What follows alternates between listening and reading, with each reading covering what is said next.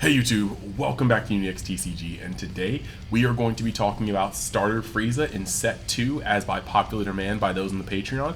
And yeah, we've got a little bit to talk about, just about, what card it's gaining, what it already kind of did well, and how that incorporates into this meta, and it's a little bit about what my testing has shown so far. So I hope you guys enjoy it, and of course, as per usual, you can find a more in-depth version of my Patreon where I give you guys my current list for testing for North Carolina and beyond. And then of course there's all the other videos that correlate with the videos we've been dropping lately, as well as those lists for those as well, and we're gonna keep doing updates. So I hope you guys go over there if you want to see a deeper one, and hopefully better your game in terms of these upcoming tournaments. And yeah, so the last wish is that if we can get this over 100 likes, that would be much appreciated. And let's get in with the breakdown of Starter Frieza in Set 2. So just starting off with the leader, we're not going to spend too much time on him, as just he's been around for a little bit. He's an attack when draw 1 leader, and then he awakens at 4. But when you get to his awaken side is when the real magic begins, because not only does he get his when attacking draw card, but at the end of every turn that you have, you're going to be able to put 2 of your battle cards in active mode, and this is going to allow him to protect a lot of things. So against green, the first couple turns of the game, especially if you awaken early, this is just going to stop you from attacking the threats on Frieza's field. In the yellow matchup, they have to re-rest these cards in order to get their shots in on them. And on the red matchup, while you can bring something down from 20 to 0 easy, anything 30k and higher, 25k or higher, is going to be a little harder. And normally you could do something like minus at 10 or 15 and then attack it, but if it's already in active mode, you'll have to bring it all the way down to 0 to get rid of it, allowing you to have a lot more protection on your more valuable pieces that you want to get value off of again and again and again and again. Past that, your advantage in this deck generally comes from your 1-drops that can be tapped every single turn, sometimes even more than that, to get the most effect out of them. And that's going to generally just come down to Bulma and Ginyu Frog, but this card can untap those, forcing your opponent to have the exact answers needed to remove them off the board. Now when it comes to blue though, this effect has been stunted because blue has a lot of effects to just bottom deck, or pretty much wherever. You got your Vegetos, you got your Sinister Sickles, you got your Vegeta 5-drops from the starter deck, and so this deck is less and less effective against blue, but it is time to go through all the cards that we got in this set to help it out.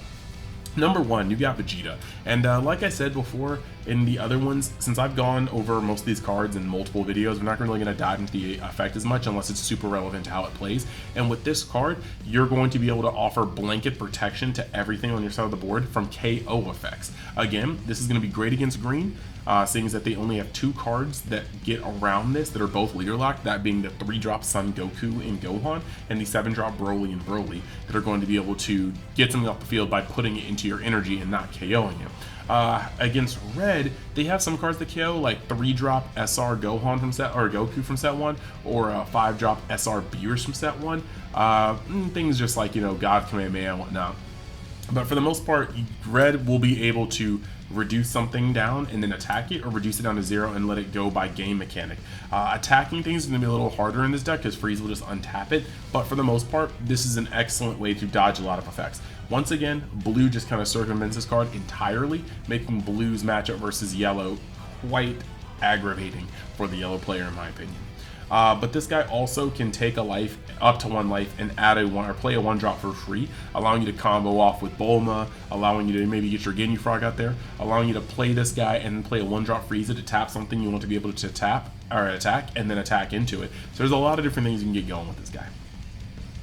The next on the list is the 1-drop Bulma from this set.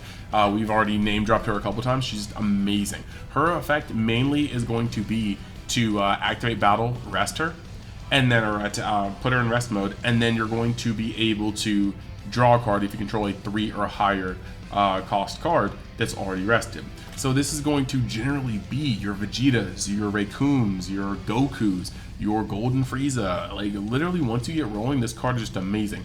And the cool thing is, she's not once per turn. So if you were to attack with a Vegeta and you awaken, or Raikum, and you tap this to draw a card, you could untap her with Frieza at the end of the turn, and then retap her the moment your opponent attacks, as long as you have a Raikum or Vegeta or higher just rested, you can tap her again for another draw. And this starts making a lot of really good plays. Like there's a point where if you have, one energy open, you could, after playing her, you could tap her in the activate battle after you've rest her after you've rested a 3 or higher, and then on your opponent's, or at the end of your turn, you put Bulma in active mode.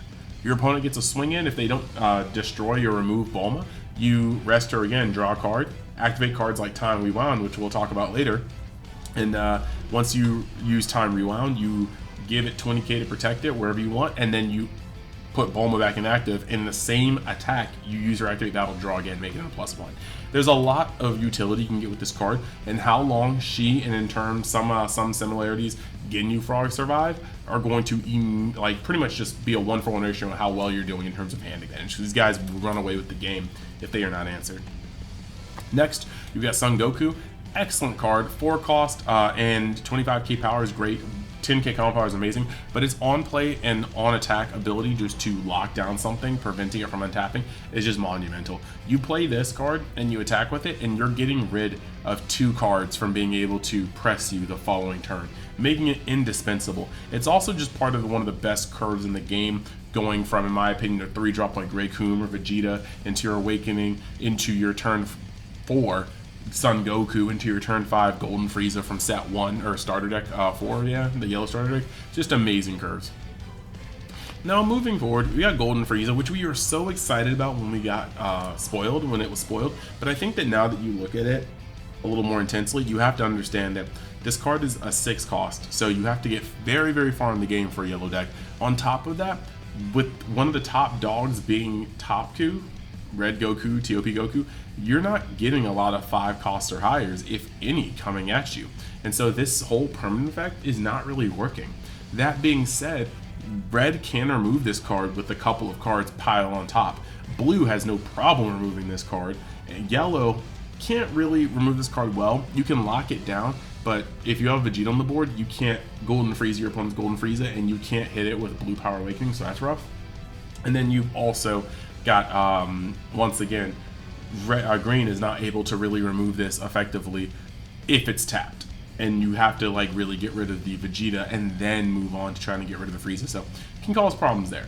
But this is just not the champion against the decks that I think are going to be most prevalent in this meta, and therein lies an issue with how you were to deal with this card coming down. So I love this card, and maybe one day, but not today, in my opinion. Now, we are now looking at this Sun Gohan Adolescence. I think this is a very, very, very good card. I think that you can easily slot this into a deck if you have some extra space, but I do think that it is probably one of the first in the chopping block. Just a 3-cost 25k that's going to have a pseudo lockdown ability. Because it's only on play, it's only really active the turn you use it, and I do think that those cards are best on attack, so you can keep getting value the longer they survive. That's kind of the theme of Yellow. A lot of these cards, the longer you leave them on the field, the more incremental advantage it's going to amass, and that's just powerful.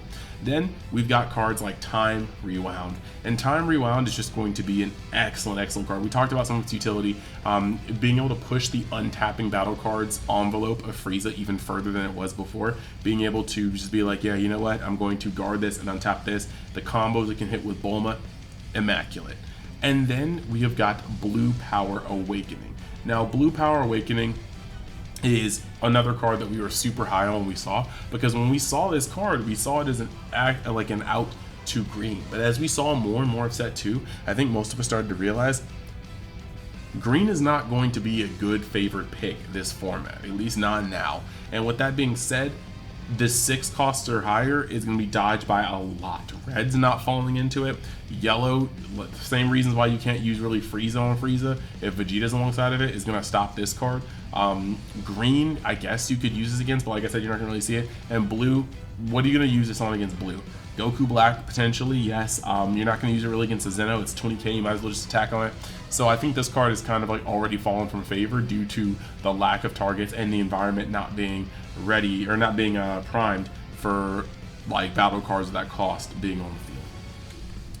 Now, moving off from the new cards we get, I do want to talk about the Ginyu package. A lot of people want to play without it moving into there, and I do give merit to that. If you take out the Ginyu package and you use more of the set 2 cards, Yellow becomes a sturdier deck, more draw power, and it also has a lot of more utility. However, if you cut the Ginyu package completely, you lose the ability to pressure people in the early to mid game. You're playing one card at a time, and then maybe a 1-drop that doesn't pressure, and instead of playing a 3-drop that cascades into a 2-drop that cascades into a 2-drop for 3 20k swings on potentially an already 20k leader that will need to drop a singular card each time in hand. The Ginyu package single-handedly led to an explosive multi-card attack that literally left your opponent softened for the Golden Frieza that comes down next. So realistically, I do think you have to run these 2 cards in order to make sure that you can keep that pressure on that has made yellow such a massive threat. It's mid-game pressure into its in-game bombs. So yeah, but with that being said, we are going to take a quick break to talk about our sponsors, and we're going to get right back into the video.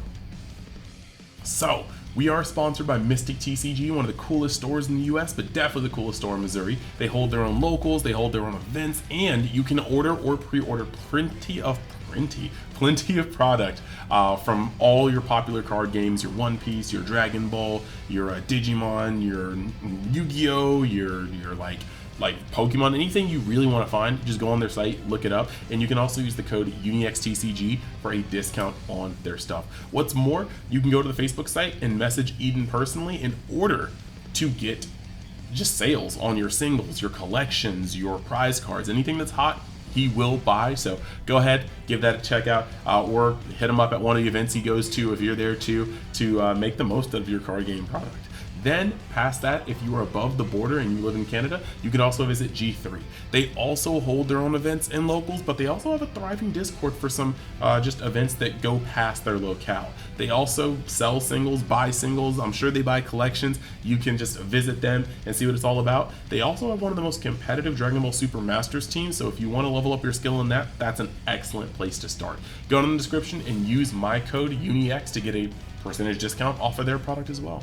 So then lastly, just to wrap it up, I want to let you know that we're doing plenty of things in Universe X, whether it be on the Patreon, where I go deeper and deeper into these decks, these updates, and I show you my own personal lists, explain them, explain the testing, and also, just gonna post more as they evolve throughout this format. Or you want to see me stream, we're doing a full series playthrough from Kingdom Hearts on both my Twitch and the associated YouTube channel. All that will be in my link tree, so I hope you guys visit it, and the Patreon itself will be in the description. So with that, let's get back to the content.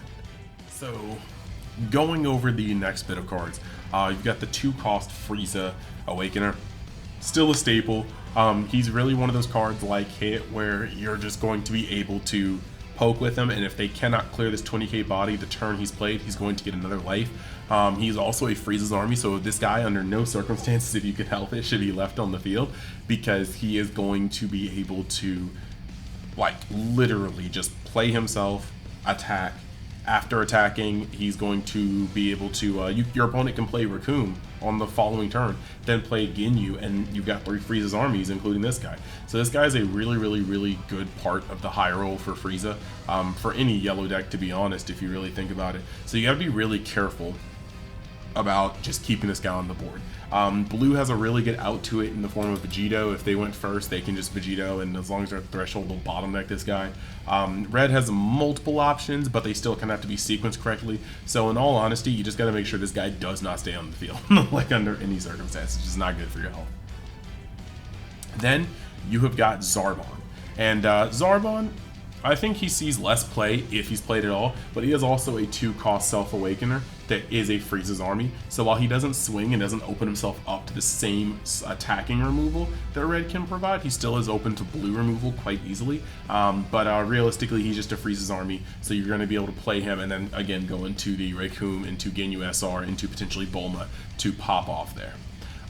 Then you have Neats. Neats is still able to be used, and he's a 10k, but I do think because he doesn't have the Frieza's Army, he is probably the weakest. He is a 10k, but he's also a mandatory life taker, and like I said, it's very important for your turn 2 play to have Frieza's Army so that you can move into the Raccoon play. Moving on to this one, you've got probably one of the most important cards in yellow right now. Frieza just on play, choose up to one of your opponent's rest mode battle cards and switch it, or battle card switch it to rest mode. Realistically, this guy's just good.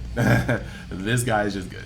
You play him, you put your opponent's Roshi in tapped, or you rest it and then you attack it.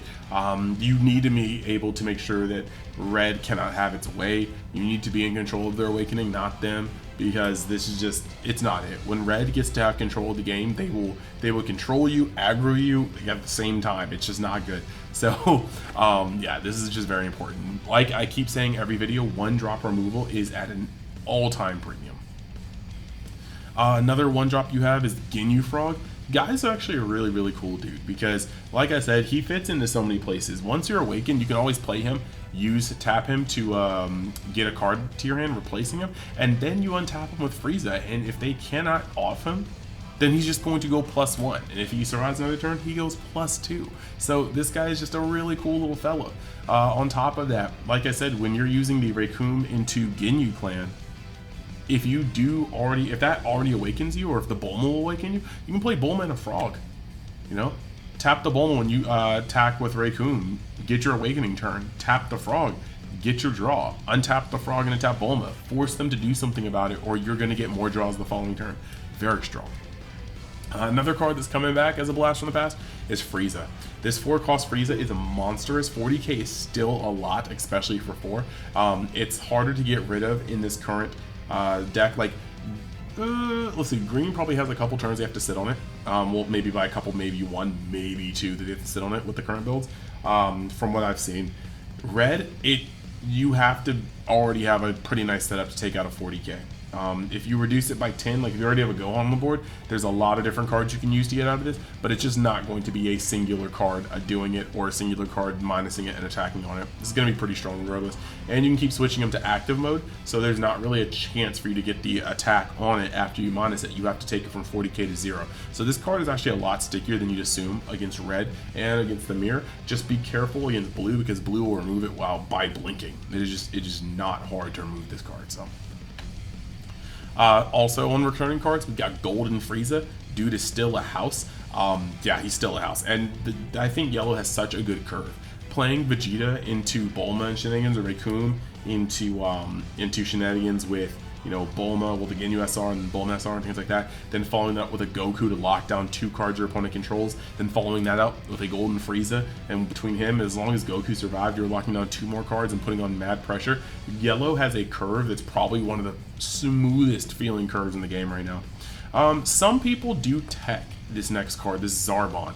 Just looking at the top of your cards from your deck, picking your Frieza, because you do have the Frieza SCR, you have the Frieza 5-cost, you have the Frieza 4-cost SR from last set, you have the Frieza 2-cost Awakener, you have the Frieza 1-drop.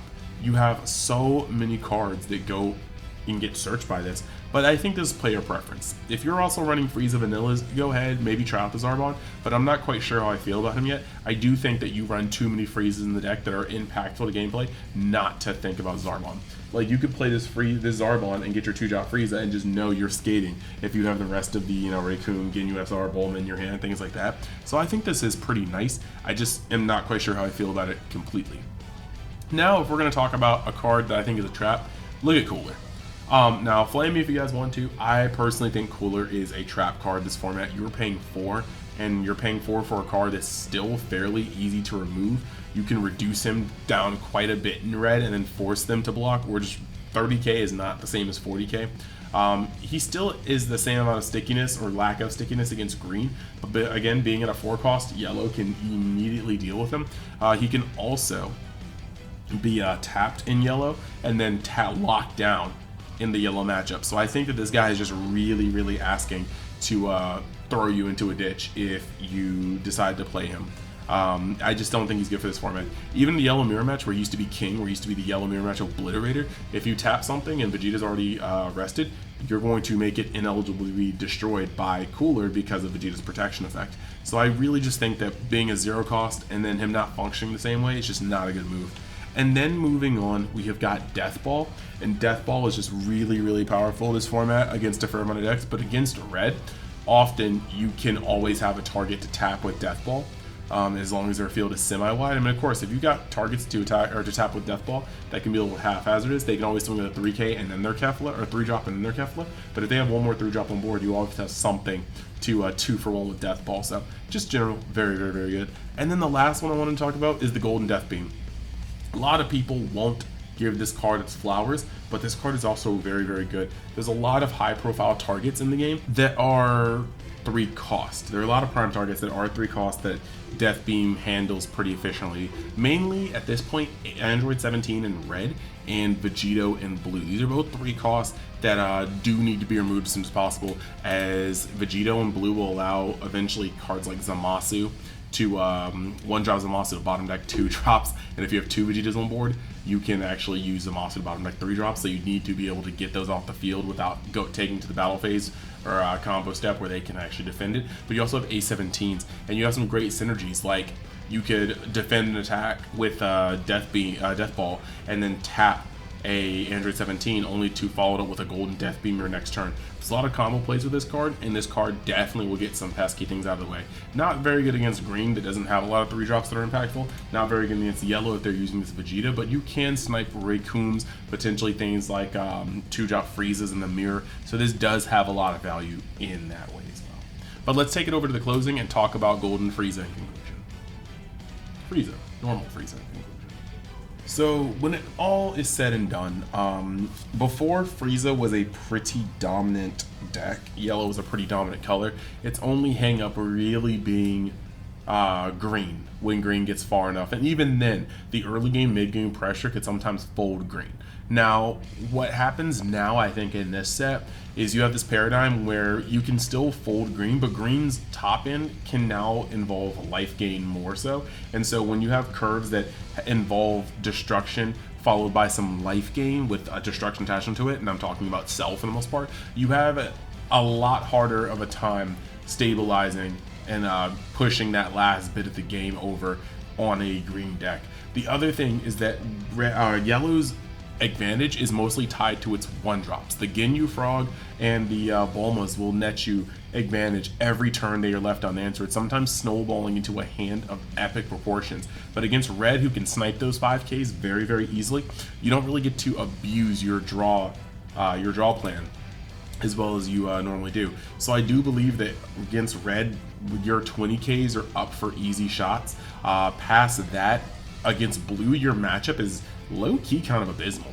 Sickle bottom decks almost anything worth playing. Zeno will bottom deck your entire board, and the deck will be able to defend itself quite well while staving off your board state. So I think that yellow is like, it's still a very good deck. It can still aggress in the mid game. It still has a very powerful late game. It has a lot of utility, but I do think that yellow just is a little vulnerable. It always has been. It has no protection, but a whole bunch of utility and pressure, and I think that's still the way it is right now. But red has gotten better. Blue has gotten better. I think that out of those 2 colors, yellow has gotten better the least. It's still very good, but I would say that yellow was arguably in... It was looking red in the eye in terms of just all-around goodness. Of course, green had that high-roll dumpster truck, but I think that now you have blue and red in much better places, and yellow not gaining as much while still being a good color. So we'll see. I'm still expecting it to be one of the most hyped colors going into North Carolina, and it still does have a lot of plays and a lot of juice, and you don't have to really do too much from set 1 to go to set 2 yellow. So I do expect to see it in full force in North Carolina, but only time will tell. Let me know what you guys think and what you guys have been seeing in your testing, and you can go on the Patreon if you'd like to see my current deck list and hear a lot more about my current findings when it comes to yellow. So yeah, before we get fully through next week, I'm probably going to drop a tier list, my initial tier list about this set, and we can talk about that then too. So yeah, I'll see you guys in the next video, next Patreon article, next social media post, whatever you want to find me on, and yeah.